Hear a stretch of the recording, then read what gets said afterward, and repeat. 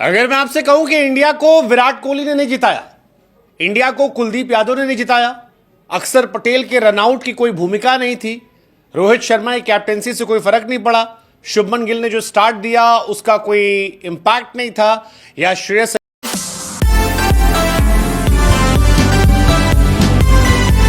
अगर मैं आपसे कहूं कि इंडिया को विराट कोहली ने नहीं जिताया, इंडिया को कुलदीप यादव ने नहीं जिताया, अक्षर पटेल के रनआउट की कोई भूमिका नहीं थी, रोहित शर्मा की कैप्टेंसी से कोई फर्क नहीं पड़ा, शुभमन गिल ने जो स्टार्ट दिया उसका कोई इंपैक्ट नहीं था, या श्रेयस अय्यर ने जो बल्लेबाजी की उससे कोई फर्क नहीं पड़ा।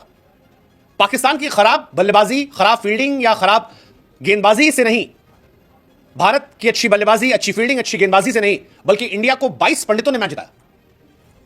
क्या आपका भला बुरा कहने का मन करेगा? वेल, करना चाहिए, क्योंकि पाकिस्तान में इन दिनों यही चर्चा चल रही है कि इंडिया जो जी है वो बैटिंग, बॉलिंग, फील्डिंग से नहीं जीता है।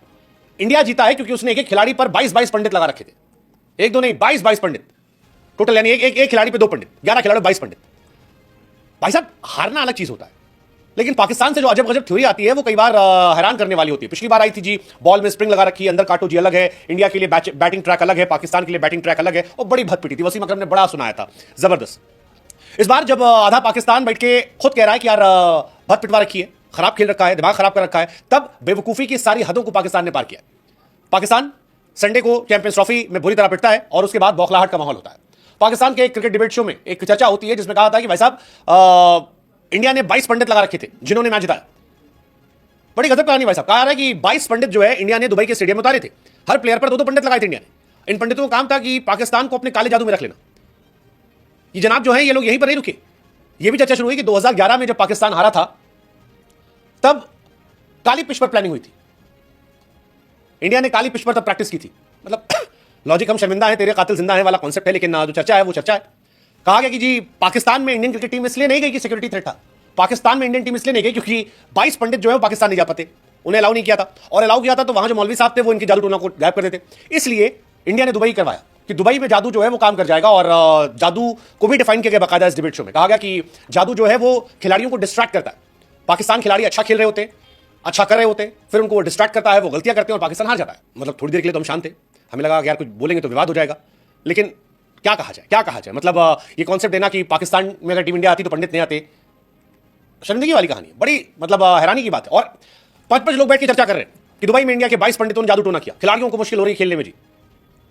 अच्छा, बाकायदा बताया गया यहां पर कि 7 पंडित जो है मैदान में उतारे गए थे इंडियन टीम के आने के पहले, तमाम जगहों का जायजा लेने के बाद जादू टोना किया। इसके बाद टीम इंडिया उतरी, तो कुल मिलाकर 29 पंडित जो है वो मैदान पर उतरे, जिसकी वजह से सारी कहानी हुई। मतलब हालांकि अब क्या बोले हम, कोई गिरा हुआ है सड़क पे उसको लतियाने मजा आता नहीं, लेकिन ऐसी बातें कहें तो फिर मन करता है कि थोड़ा लतिया दिया जाए।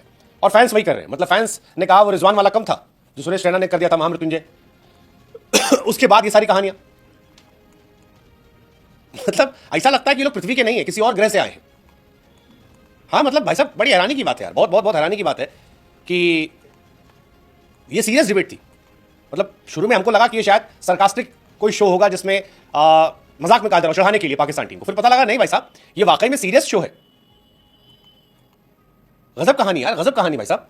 क्या करने आते हैं लोग?